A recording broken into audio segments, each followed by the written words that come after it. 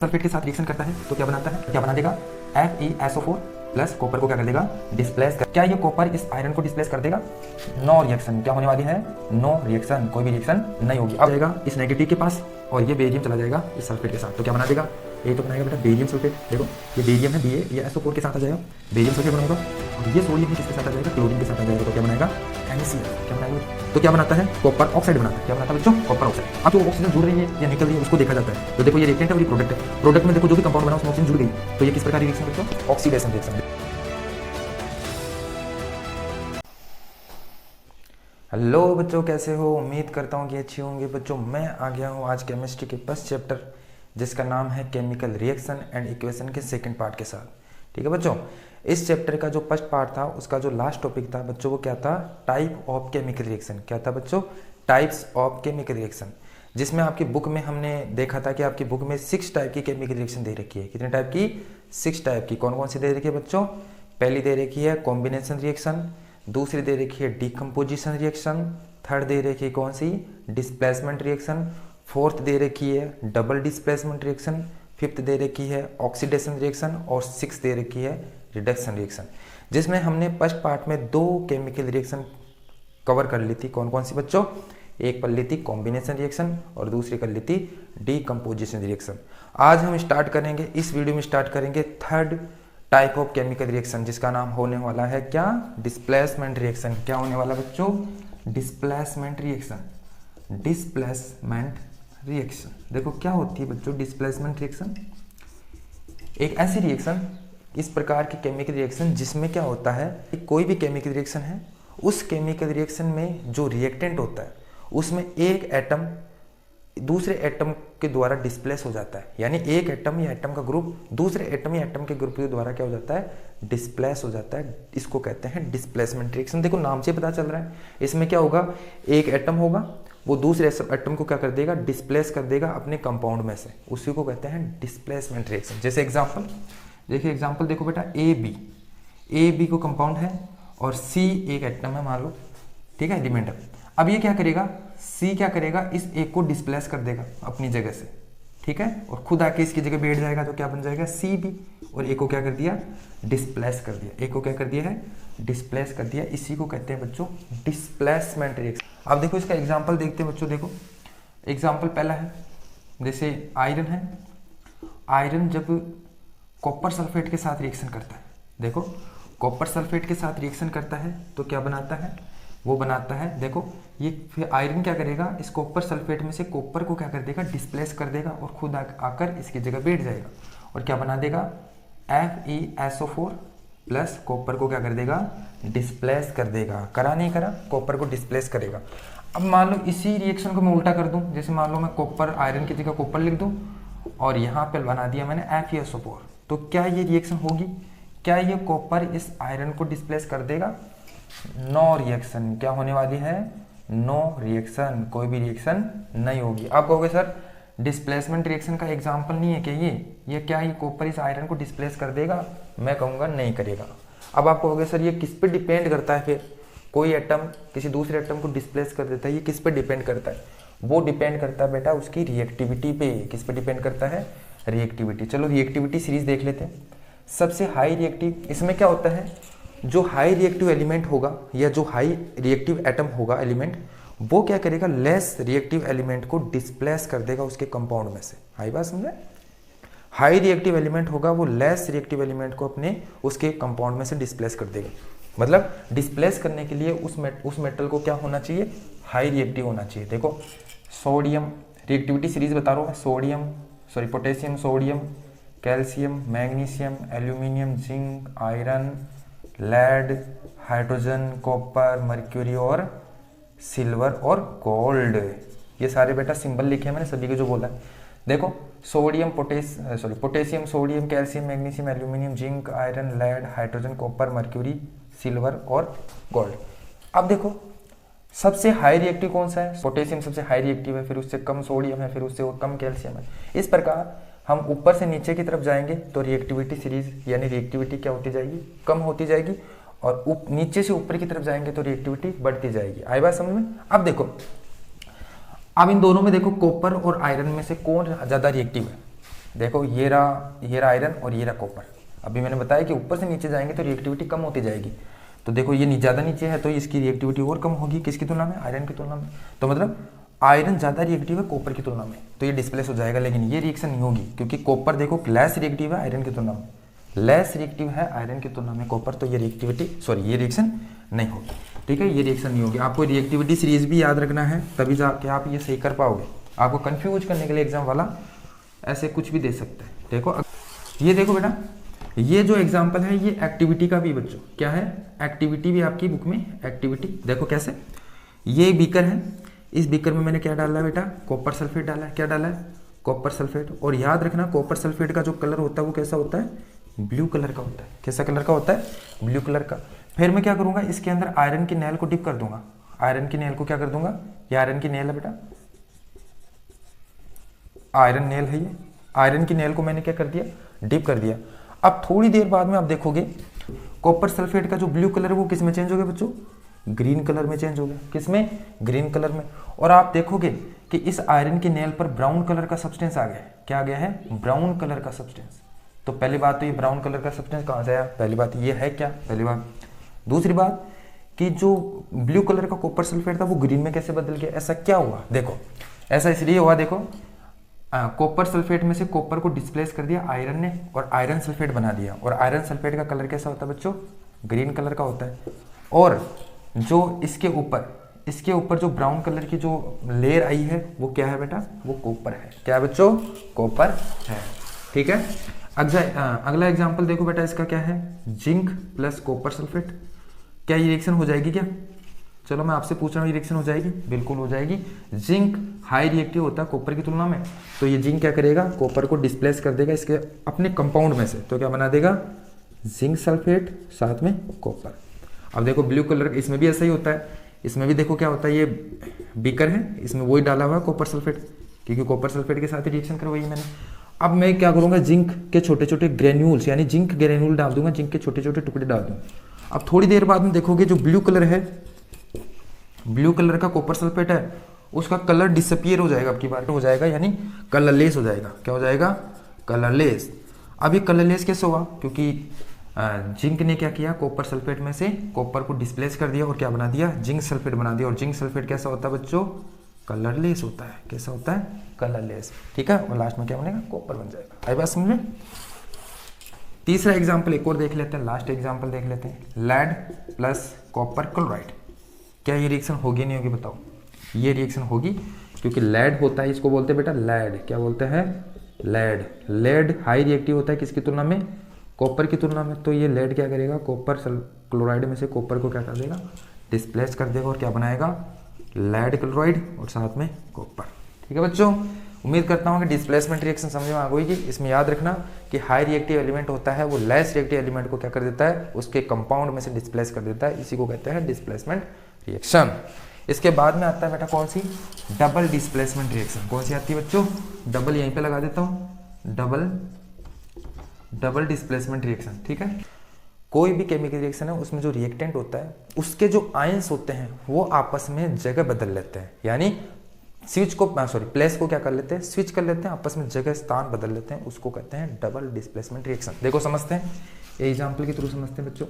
जैसे मान लो A B कोई कंपाउंड है, ठीक है, और सी डी कोई दूसरा कंपाउंड है। अब देखो माना कि ए बी को मैंने पानी में डाला, इसका एक्वस सॉल्यूशन बनाया, पता है मैंने ये सिखाया था writing of chemical reaction, chemical equation. अब देखो जैसे मैंने पानी में डाला तो ए के ऊपर माना पॉजिटिव चार्ज है और सी बी के ऊपर नेगेटिव चार्ज है। इसको भी मैंने एक्वस सॉल्यूशन बनाया तो सी के ऊपर नेगेटिव चार्ज है, सॉरी पॉजिटिव, और डी के ऊपर नेगेटिव चार्ज है। अब क्या होगा, जो अपोजिट चार्ज होंगे वो अपनी जगह बदल लेते हैं। कैसे, सी एक की जगह आ जाएगा, सी किसकी जगह आ जाएगा, एक की जगह, तो क्या बन जाएगा, सी बी बन जाएगा, सी बी बन जाएगा। और ए किसकी जगह आ जाएगा, सी की जगह आ जाएगा, क्या बना लेगा, ए डी बना लेगा। तो इसी को कहते हैं बच्चों डबल डिस्प्लेसमेंट रिएक्शन। चलो देखो बच्चों, इसका एग्जाम्पल के थ्रू समझते हैं। देखो एग्जाम्पल लेते हैं सोडियम सल्फेट, इसको क्या बोलते हैं बेटा, सोडियम सल्फेट। क्या बोलते हैं बच्चों, सोडियम सल्फेट। जब सोडियम सल्फेट की रिएक्शन किसके साथ कराऊं, अगर सोडियम सल्फेट की रिएक्शन में कराऊं बेरियम क्लोराइड के साथ, किसके साथ बेटा, बेरियम क्लोराइड के साथ। ये क्या है बच्चों, बेरियम क्लोराइड। जब सोडियम सल्फेट की रिएक्शन बेरियम क्लोराइड के साथ कराओ, अभी मैंने बोला आपको इसको क्रिस्टल फॉर्म में नहीं लेना है, इसको सॉलिड फॉर्म में नहीं लेना, क्योंकि आयनों में तभी डिवाइड होगा जब आप इसका एक्वस सॉल्यूशन बनाओगे। तो इसको पानी में डालकर एक्वस सॉल्यूशन बनाओगे। जैसे आप एक्वस सॉल्यूशन बनाओगे तो सोडियम के ऊपर आता है पॉजिटिव चार्ज, और सल्फेट, ये SO4 क्या बच्चों, SO4 है सल्फेट, तो सल्फेट के ऊपर आएगा नेगेटिव चार्ज। इसी में देखो बेरियम के ऊपर आएगा पॉजिटिव चार्ज और क्लोरीन के ऊपर आएगा नेगेटिव चार्ज। इसी के अकॉर्डिंग करो, मैंने अभी बताया।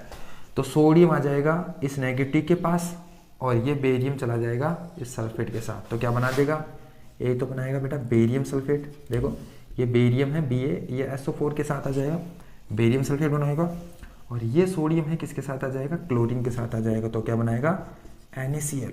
क्या बनाएगा बच्चों, NaCl। चलो आपको पता है, आपकी इसकी एक्टिविटी भी आपकी बुक में दे रखा है, कैसे देखो, याद रखना 2 टेस्ट ट्यूब लेना है। कितने test tube, 2 test tube, 2 test tube लेना है, क्योंकि 2 कंपाउंड को आपको डालना है। तो देखो सोडियम सल्फेट होता है वो क्रिस्टल फॉर्म में व्हाइट कलर का होता है। कैसा होता है बच्चों, जैसे नमक नहीं होता, नमक नहीं होता, जैसे नमक जैसा ही होता है। अब आपको पता, जैसे नमक को पानी में डालोगे तो वो कलरलेस हो जाता है ना, नमक थोड़ी दिखता पानी के अंदर, नहीं दिखता ना। उसी प्रकार ये पानी है, इस पानी के अंदर मैं डालूंगा क्या, एक्वस नहीं सॉरी, इस पानी के अंदर डालूंगा सोडियम सल्फेट। वैसे क्रिस्टल फॉर्म में व्हाइट कलर का होता है, लेकिन जैसे मैं पानी में डालूंगा नमक की तरह, तो ये कलरलेस हो जाएगा। क्या है, सोडियम सल्फेट एक सॉल्यूशन, क्या है, सॉल्यूशन, सोडियम सल्फेट का सॉल्यूशन है। और इधर क्या है, ये कैसा है बेटा, कलरलेस। क्या है, कलरलेस। इधर दूसरा ले लो, दूसरी एक्टिविटी, दूसरी जो टेस्ट ट्यूब है उसमें क्या डाला आपने, बेरियम क्लोराइड। ये भी बेटा व्हाइट कलर का होता है, क्रिस्टल फॉर्म में यानी सॉलिड फॉर्म में कैसा होता है, व्हाइट कलर का, नमक की जैसे। लेकिन जैसे आप इसको पानी में डालोगे, इसका एक्वस सॉल्यूशन बनाओगे, तो ये कैसा हो जाता है, ये हो जाता है कैसा, कलरलेस। ये भी बेटा कलरलेस होता है। आप देखो यहाँ पे एक कलरलेस होता है। अब देखो, अब इन दोनों की रिएक्शन करवानी है, मतलब इन दोनों को मिक्स करना है, तो मैं क्या करूंगा, एक या इसको उठाकर इसमें डाल दो या इसको उठाकर इसमें डाल दो, कोई एक की कोई भी डाल दो, रिएक्शन दोनों में होगी।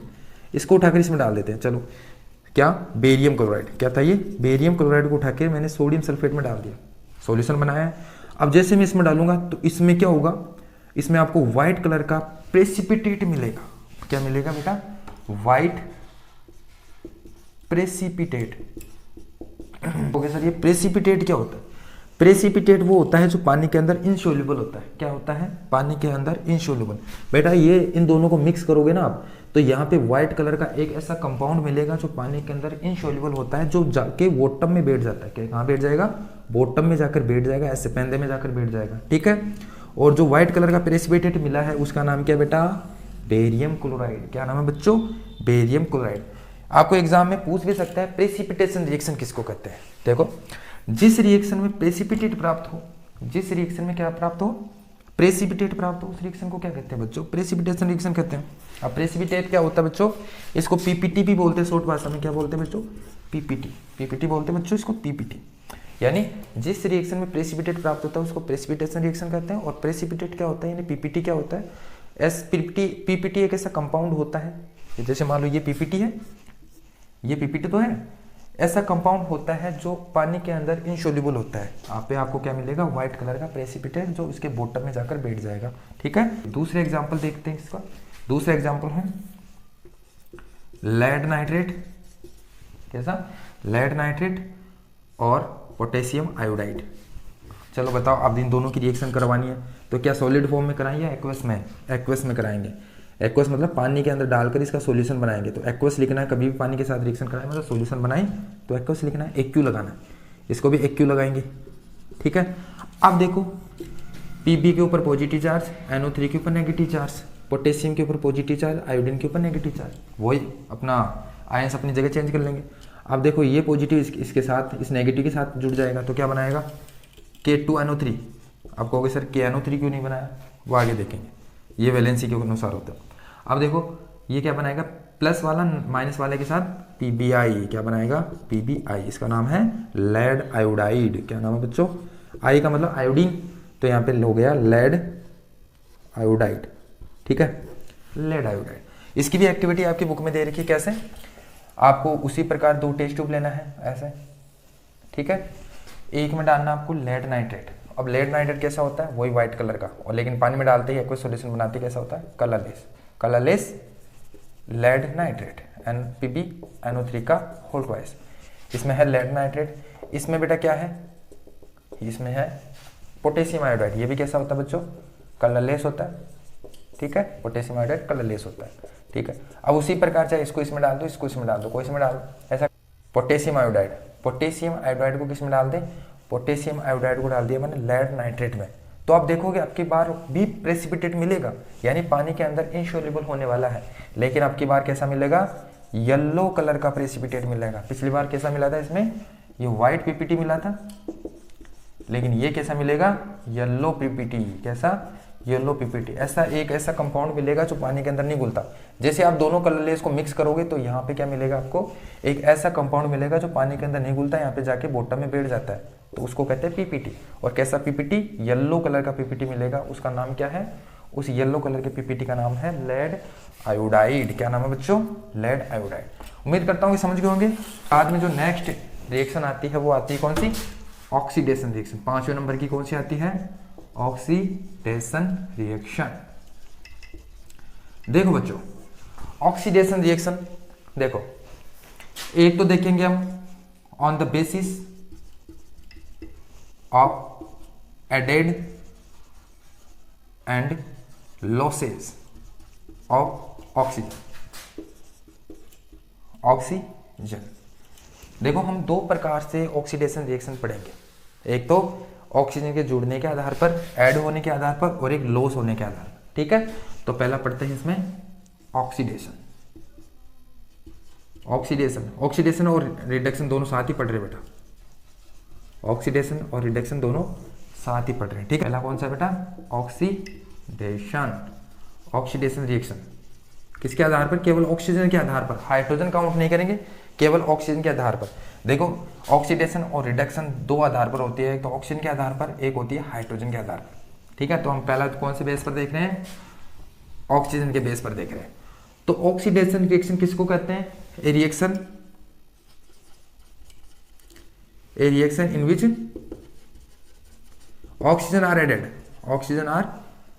एडेड, जिसमें ऑक्सीजन क्या होती है, ऐड हो जाती है।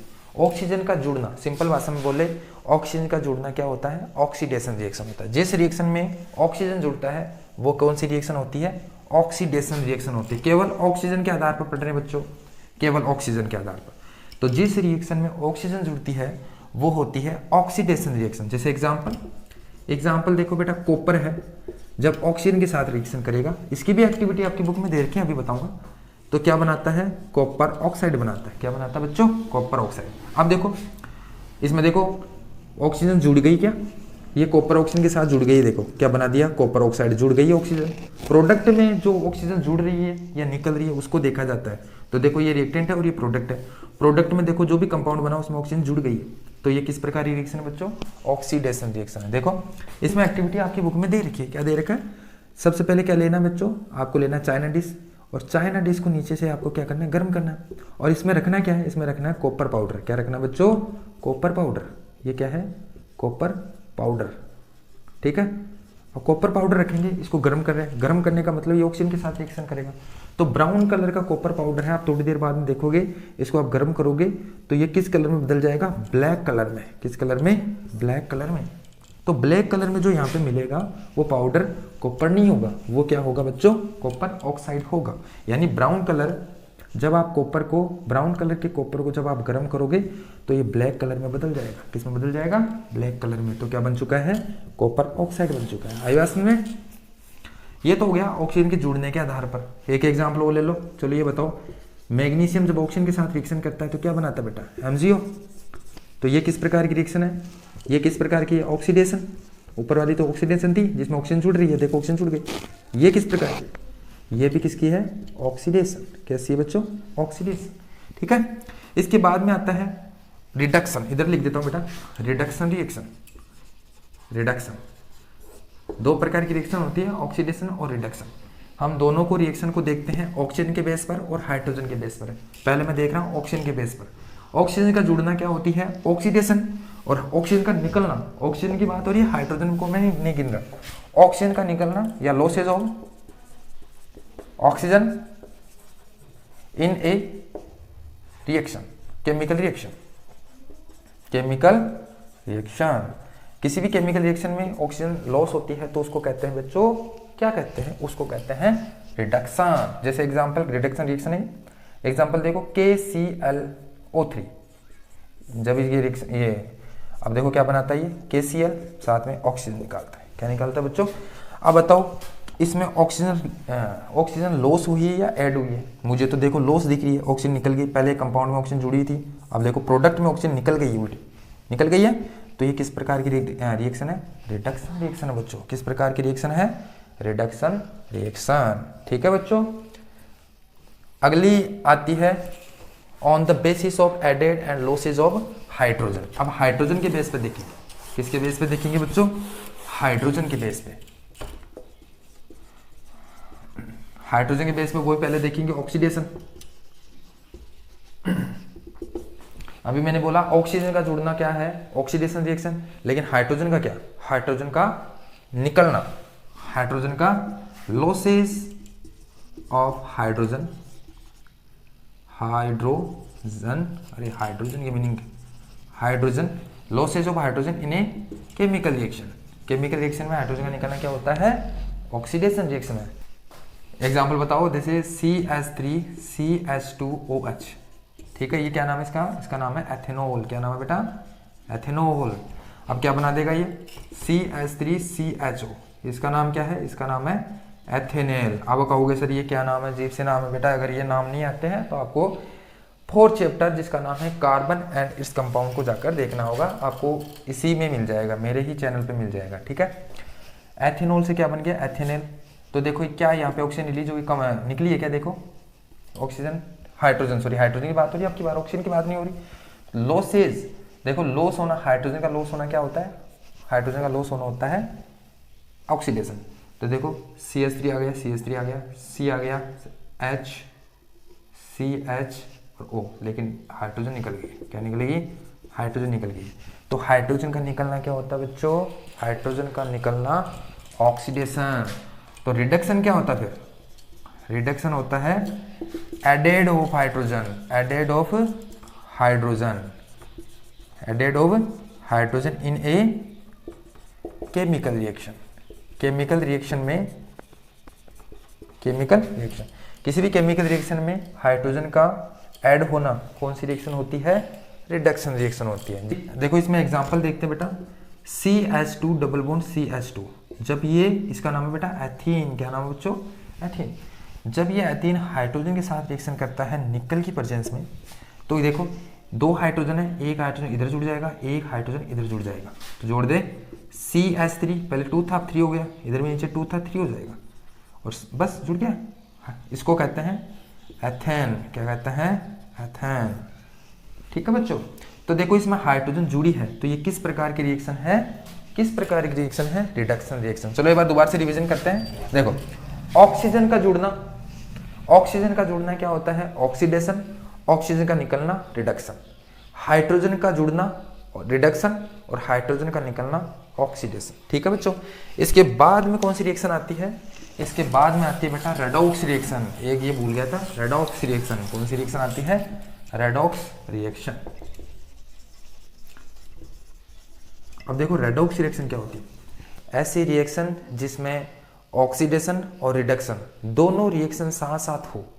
जिस प्रकार ऐसी केमिकल रिएक्शन जिसमें रिडक्शन और ऑक्सीडेशन दोनों रिएक्शन साथ साथ हो, तो उस रिएक्शन को क्या कहते हैं, रेडॉक्स रिएक्शन कहते हैं। क्या कहते हैं, रेडॉक्स रिएक्शन। जैसे एग्जांपल देखो बच्चों, अभी समझ में आएगा। एग्जांपल देखो, पहला एग्जांपल जैसे अपना कॉपर ऑक्साइड है, ये हाइड्रोजन के साथ रिएक्शन करता है तो क्या बनाता है, ये बनाता है, कॉपर अलग निकल जाएगा और ये क्या बना देगा, H2O। क्या बना देगा, H2। तो देखो इसमें ऑक्सीडेशन और रिडक्शन दोनों रिएक्शन साथ साथ हुई है, तो इसको कहते हैं रेडॉक्स रिएक्शन। कैसे हुई है, देखो कॉपर ऑक्साइड से क्या बन गया, कॉपर ऑक्साइड से बन गया बेटा कॉपर। क्या बन गया, कॉपर ऑक्साइड से क्या बन गया, कॉपर। तो बताओ इसमें ऑक्सीजन रिलीज हुई है या ऐड हुई है, लॉस हुई है। आपको साफ साफ दिख रहा है, पहले ऑक्सीजन थी अब नहीं है, तो मतलब लॉस हो गई ऑक्सीजन। और ऑक्सीजन का लॉस होना क्या होता है बच्चों, रिडक्शन। क्या होता है, रिडक्शन रिएक्शन। ठीक है। अब इसमें देखो हाइड्रोजन से क्या बन गया, वाटर बन गया, H2 से H2O बन गया। तो क्या इसमें ऑक्सीजन लॉस हुई है, ऐड हुई है? साफ साफ दिख रहा है इसमें ऑक्सीजन ऐड हुई है। तो ऑक्सीजन का ऐड होना क्या होता है बच्चों, ऑक्सीडेशन। क्या होता है, ऑक्सीडेशन। देखो बच्चों इसका दूसरा एग्जांपल देखते हैं, zinc oxide plus carbon. Zinc oxide जब कार्बन के साथ रिएक्शन करता है तो क्या बनाता है, देखो जिंक अलग निकल जाएगा और ये कार्बन ऑक्सीजन के साथ जुड़ जाएगा और क्या बनाता है, कार्बन ऑक्साइड। अब देखो इसमें भी, इस रिएक्शन में भी रिडक्शन रिएक्शन और ऑक्सीडेशन रिएक्शन दोनों साथ साथ हुई है। तो इस रिएक्शन को क्या कहते हैं, रेडॉक्स कहते हैं। देखो अभी समझते हैं कैसे हुई है। देखो पहले था जिंक ऑक्साइड, जिंक ऑक्साइड से क्या बना बच्चों, केवल जिंक बदल गया। जिंक ऑक्साइड से क्या बन गया बच्चों, जिंक हो गया। मतलब ऑक्सीजन रिलीज हुई है, ऐड हुई है, साफ साफ दिख रहा है इसमें ऑक्सीजन लॉस हुई है। ठीक है, ऑक्सीजन लॉस होगी। ऑक्सीजन लॉस होना क्या होता है बेटा, रिडक्शन। क्या होता है बच्चों, रिडक्शन। अब इसमें देखो कार्बन, पहले कार्बन ही था, अब कार्बन ऑक्साइड हो गया, कार्बन मोनोऑक्साइड हो गया, सी से बन गया CO। तो बताओ इसमें ऑक्सीजन रिलीज हुई है या सॉरी ऐड हुई है, लॉस हुई है? इसमें ऐड हुई है। ऑक्सीजन का ऐड होना क्या होता है, ऑक्सीडेशन। क्या होता है बच्चों, ऑक्सीडेशन। का थर्ड एग्जाम्पल और देख लेते हैं, मैग्नीज ऑक्साइड जब HCl के साथ रिएक्शन करता है तो क्या बनाता है, MnCl2, साथ में निकालता है H2O और साथ में निकालता है Cl2। क्या निकालता है, Cl2। देखो ये रिएक्शन आपकी बुक में भी दे रखी है। तो बताओ इसमें भी ऑक्सीडेशन रिएक्शन और रिडक्शन रिएक्शन दोनों साथ साथ हो रही है। तो देखो कहाँ से कैसे हो रही है, देखो पहले देखो मैग्नीज ऑक्साइड है, ये मैग्नीज ऑक्साइड है, ये किस में बदल गया, मैग्नीज क्लोराइड में बदल गया। तो बताओ इसमें ऑक्सीजन ऐड हुई है या लॉस हुई है? मुझे तो साफ साफ दिख रहा है कि उसमें पहले देखो मैग्नीज के साथ ऑक्सीजन जुड़ी हुई थी लेकिन अब नहीं जुड़ी हुई, ऑक्सीजन लॉस हो गई। तो ये किस प्रकार की रिएक्शन है, रिडक्शन। कैसी है, रिडक्शन। अब आप देखो इसको, देखो हाइड्रोजन को, हाइड्रोजन से क्या बन गया, H2 बन गया। हाइड्रोजन क्या बन गया बच्चों, H2। पहले देखो हाइड्रोजन के साथ Cl जुड़ा हुआ था लेकिन अब ऑक्सीजन जुड़ गया है, यानी ऑक्सीजन जुड़ गई है। Cl से मतलब नहीं है हमें, ऑक्सीजन जुड़ गई है देखो इस हाइड्रोजन के साथ। तो ये किस प्रकार की रिएक्शन है, और कौन सी बच्चों, कौन सी बच्चों, ऑक्सीडेशन रिएक्शन। ठीक है, उम्मीद करता हूँ कि सारी केमिकल इक्वेशन आपको समझ में आई होगी। ठीक है, इसको कहते हैं रेडॉक्स रिएक्शन। इसके बाद में लास्ट टॉपिक आता है, इस चैप्टर का लास्ट टॉपिक आता है, वो आता है रैंसिडिटी। क्या आता है, रैंसिडिटी। क्या आता है, देखो बच्चों रैंसिडिटी क्या होता है समझते हैं। रैंसिडिटी आपने देखा होगा बेटा, फैट और ऑयल से बनी चीजें। फैट का मतलब घी वगैरह इनकी बात हो रही है, ऑयल आप जानते हो। फैट और ऑयल से बने जो फूड मटेरियल होते हैं उसको आप लंबे समय तक ऐसे आप एयर एक्सपोजर में रख दो, एयर में एक्सपोज करके रख दो, तो आप देखोगे कि उसका ऑर्डर चेंज हो जाता है। क्या हो जाता है बच्चों, ऑर्डर चेंज। ऑर्डर का मतलब उसकी गंध चेंज हो जाती है, स्मेल चेंज हो जाती है, मतलब वो खराब हो जाती है सब्जी। देखा होगा जो भी चीज़ें हैं फूड मटेरियल जो फैट और ऑयल से बनी, फैट और ऑयल से बना जो फूड मटेरियल होता है उसको लंबे समय तक, लॉन्ग टाइम तक आप कहाँ रख दो, एयर में एक्सपोज करके रख दो, तो क्या होता है उसका ऑर्डर चेंज हो जाता है। क्या चेंज हो जाता है बच्चों, ऑर्डर यानी गंध चेंज हो जाती है। इसी को कहते हैं रैंसिडिटी। क्या कहते हैं बच्चों, रैंसिडिटी कहते हैं। ऐसा क्यों हुआ, क्योंकि मटेरियल में क्या होता है, फैट और ऑयल। आपको पता है एयर में जो ऑक्सीजन होती है वो फैट और ऑयल के साथ रिएक्शन करके उसको ऑक्सीडाइज कर देती है। क्या कर देती है बच्चों, ऑक्सीडाइज कर देती है। और ऑक्सीडाइज होने की वजह से फैट और ऑयल से बना जो फूड मटेरियल है वो ऑक्सीडाइज हो जाता है, और ऑक्सीडाइज होने की वजह से वो खराब हो जाता है। ठीक है, अब उसको बचाने के लिए आपको अगर फूड मटेरियल जो फैट और ऑयल से बना जो फूड मटेरियल है उसको ऑक्सीजन के साथ रिएक्शन नहीं होने देना चाहिए। अगर ऑक्सीजन के साथ रिएक्शन नहीं होगी तो वो लंबे समय तक कभी खराब नहीं होगी। ठीक है, तो हम क्या करेंगे, हम ऑक्सीजन के साथ रिएक्शन नहीं होने देंगे। तो क्या करेंगे हम, या तो उस फूड मटेरियल में एंटी ऑक्सीडेंट डाल दो। ठीक है, आपने देखा होगा चिप्स का जो पैकेट आता है उसमें जो हवा भरी होती है, आपने देखो चिप्स का पैकेट कितने दिन तक खराब नहीं होता। क्यों नहीं होता, क्योंकि इसके अंदर कौन सी गैस भरी होती है, नाइट्रोजन गैस भरी होती है। क्या, कौन सी गैस, नाइट्रोजन गैस भरी होती है, जो क्या होती है, एंटीऑक्सीडेंट होती है। क्या होती है, एंटीऑक्सीडेंट होती है। चिप्स का जो मटेरियल है वो किसका बना हुआ है, चिप्स का मटेरियल बना फैट और ऑयल से, तो वो नाइट्रोजन है, कभी भी उस फैट और ऑयल को रिएक्शन नहीं होने देगा किसके साथ, ऑक्सीजन के साथ। उम्मीद करता हूँ कि बच्चों आज का ये वीडियो आपको अच्छा लगा होगा। अगर वीडियो अच्छा लगे तो प्लीज़ वीडियो को लाइक करें, चैनल पे नए हो तो चैनल को सब्सक्राइब करके बेल आइकन को प्रेस करें